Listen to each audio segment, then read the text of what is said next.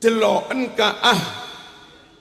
keahlian kajian niki ojo mok tuduh menfitnah, justru niki penting. Assalamualaikum, selamat siang, salam rahayu. Ada kalanya ya seorang kiai itu berbicara itu lebih mengambil dari sisi mungkin dirinya sendiri.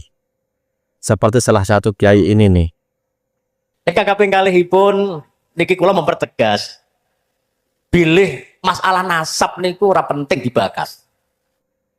Perkara kula jenengan niku silsilahe munggah nganti tekan dia sembarang.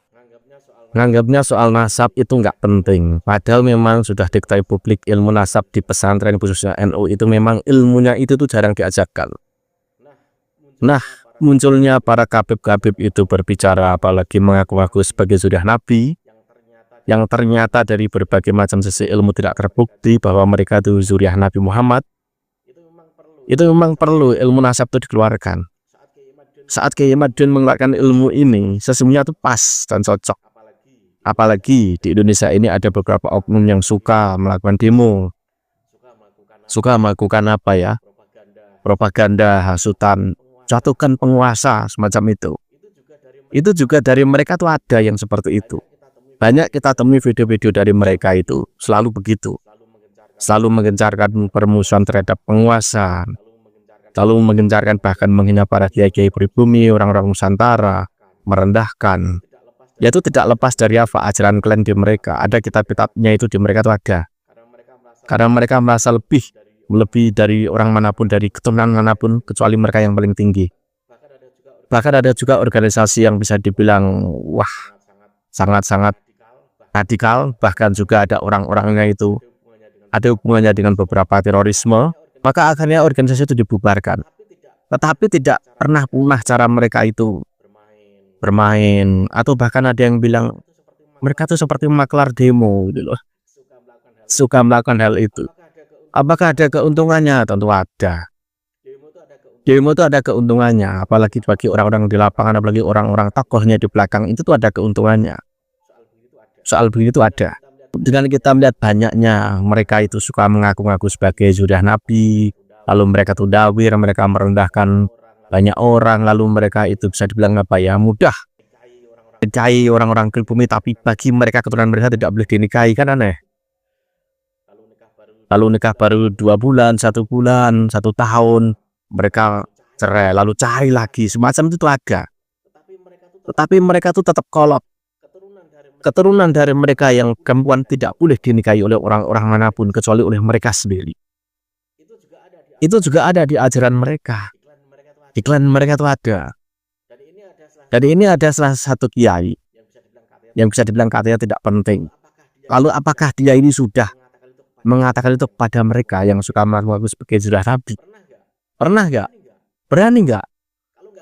Kalau nggak berani lah ini Kiai Madun yang berani. Ya akhirnya orang banyak tercerahkan. Oh nggak penting bagaimana sih? Di Islam itu ada kok ilmu itu kok. Di beberapa pondok pesantren banyak mempelajari ilmu-ilmu di luar konteks ilmu Islam itu banyak. Ada bahasa Inggris, bahkan ilmu matematika juga ada.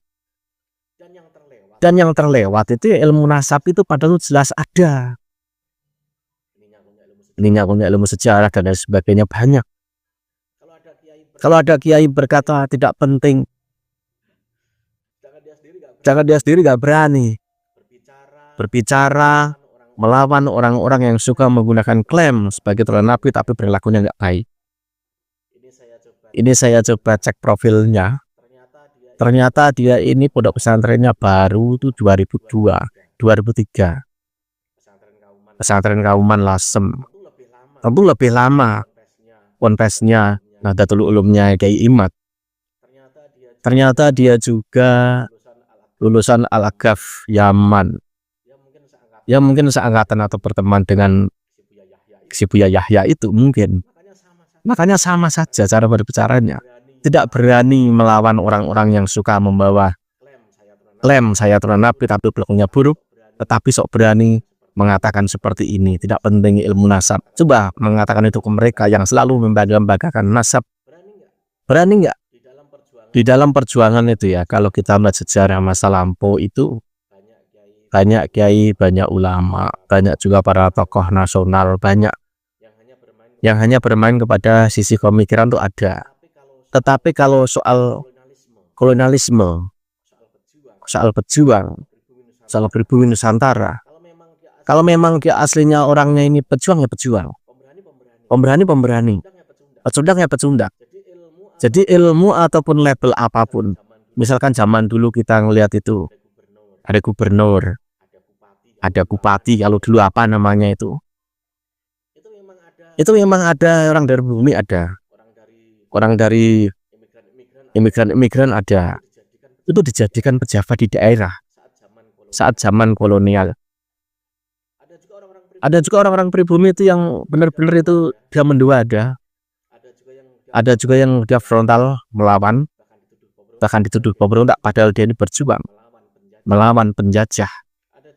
Ada juga bisa dibilang orang-orang yang hanya pintar bermain kata-kata tapi tidak berani berjuang, itu ada. Dan beraninya tuh hanya sesama pribumi juga ada. Orang-orang semacam itu tuh ada. Jadi orang, misalkan kita lihat orang alim atau orang apa yang mempunyai kekhususan keilmuan, nggak semuanya itu orangnya itu niatnya tinggi, itu tidak semuanya. Tidak semua orang itu punya kemampuan berjuang keras, itu tidak semua. Hanya untuk mengatakan sesuatu yang benar, mungkin karena mungkin dirinya tuh nyaman, mungkin karena dirinya saat ini tuh sangat nyaman dengan kehidupannya, dengan kehormatannya. Kadang orang tuh tidak melihat orang-orang kecil yang di lain tempat, orang-orang yang ditindas, orang-orang yang didawiri, yang di otaknya masih terekam, terdoktrin sebenarnya mau melawan tapi tidak enak, takut walat dan lain sebagainya karena atas nama atau nabi. Dia tidak pernah merasakan itu.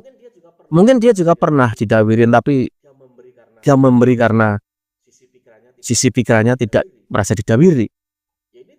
Jadi itu tidak bisa dipakai orang-orang semacam ini gitu loh. Karena mungkin uangnya banyak, karena mungkin kemampuannya finansial banyak, makanya dia memberi itu ringan saja.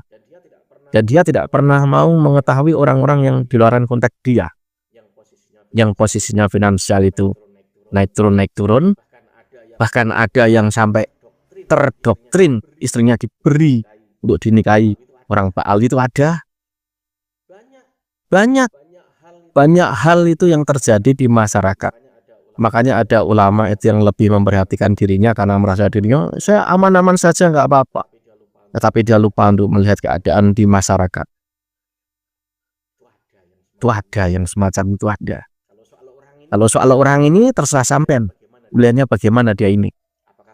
Apakah berbicara ini tulus, ataukah karena ataukah memang jadi sudah berbuat banyak untuk mengikis melawan orang-orang suka mengaku-ngaku sebagai turunan nabi, tetapi dia tuh mendawiri, membodohi, mempropaganda, membuat orang tuh sana kamu pokoknya tuh harus tetap jadi pengikut saya, jadi pecinta saya dan lain sebagainya. Itu membodohan. Mungkin dia pernah berjuang semacam itu, tapi saya cari nggak ada. Tapi ya seperti biasa.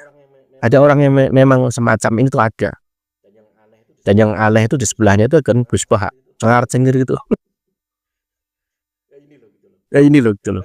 Gambaran mungkin Gus Bah juga punya keistimewaan, punya kelebihan, kealiman, tapi untuk soal yang lain juga belum tentu kok. Belum tentu. Jangan berpikir kalau orang itu alim soal keilmuan agama lalu dia tuh semuanya tuh serba bisa, lalu semua tuh serba nyalinya tuh seperti orang-orang pejuang, juga belum tentu. Jadi jangan berpikir kalau orang alim tuh pasti segalanya itu gini. Enggak. Kan ada bahasan begini, ilmu tuh hanya di lidah. Ada yang berbicara semacam itu kan. Tetapi juga ada yang ilmu itu di lidah juga di perilaku. Jadi ini ada sebelan dari Kiai Marzuki, pendek lah. Sebenarnya bukan besar kecil, bukan gitu loh.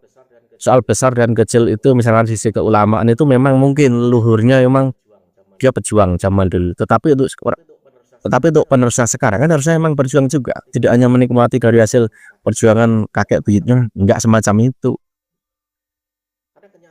Karena kenyataannya memang doktrin propaganda Ziarah Nabi sering dilakukan oleh mereka dan itu banyak dipakai untuk mencari keuntungan. Apakah itu ulama? Saiki lek ana kiai-kiai gede-gede terus nggak mempermasalahkan nasab kelompok tertentu. Lalu ada Ki Nur Ihya Surabaya mengkaji nasab, Ki Madudin mengkaji nasab. Yang kita pegangi yang ulama gede-gede itu apa ulama rodok cilik kaya Ki Madudin ngeten iki. Aja ndelok cilik gedene. Deloken keahlian kajian niki aja mok tuduh menfitnah. Justru niki penting anak putune Nabi sing campur-campur enggak karu-karuan harus di tracking ben jelas. Allahumma shalli ala sayyidina Muhammad.